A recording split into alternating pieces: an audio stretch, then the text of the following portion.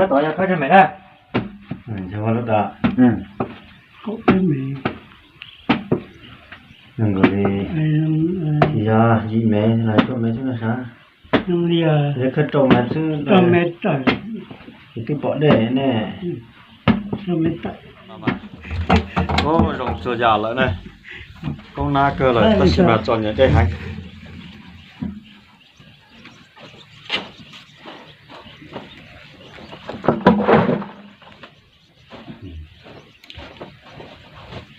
To cờ đây.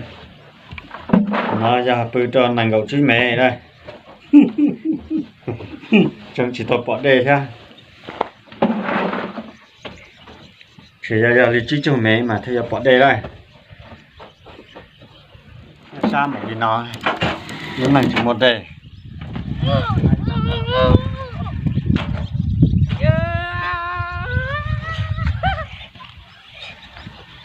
Để cho mày tay con.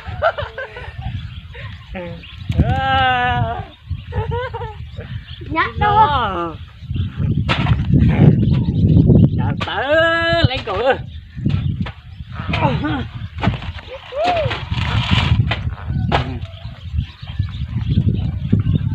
Giờ cái nhân đại mà hiểu con thôi à? Đây nha. Đây đó.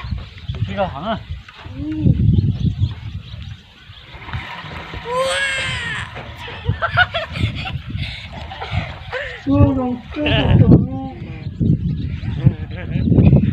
Đòn tay đã.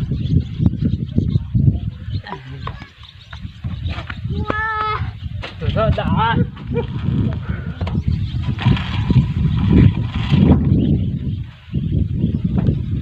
Tụi nó nhá.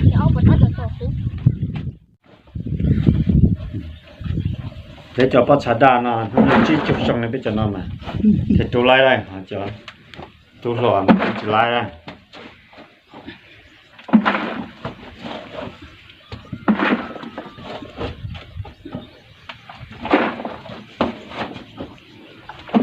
Đâu?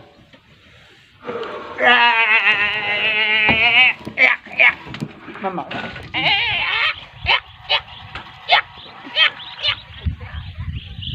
Chưa, phải tự chịu. Nó bây giờ nó tới. Cho mình là thế này từ tới đâu này là pe luôn này. Nó có tôi nói nhau này là thế này từ hai đó này. Hai của nó của dân sai à. Biết thế nào. À, con đây là con đây. Còn đây. Đây à. Còn đây. Sai là sai không chả là. Chị Phú nó tụi nó nha. Chị Phú nào thôi à? Đâu? Đâu chị à? Hết rồi.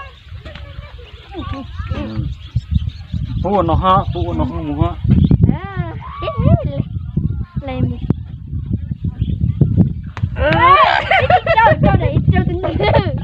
Vậy chứ con sao mà thằng to. Lấy ý rồi. Đâu rồi chứ nữa. Vậy cái con. Trời cái nào. Dạ.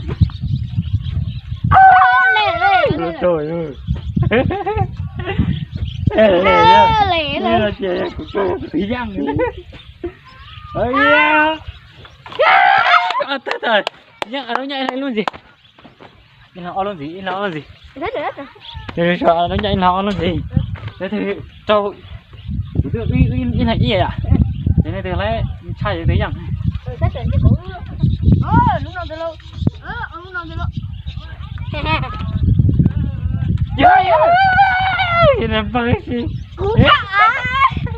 Cứ chẳng là cứ cô. Châu.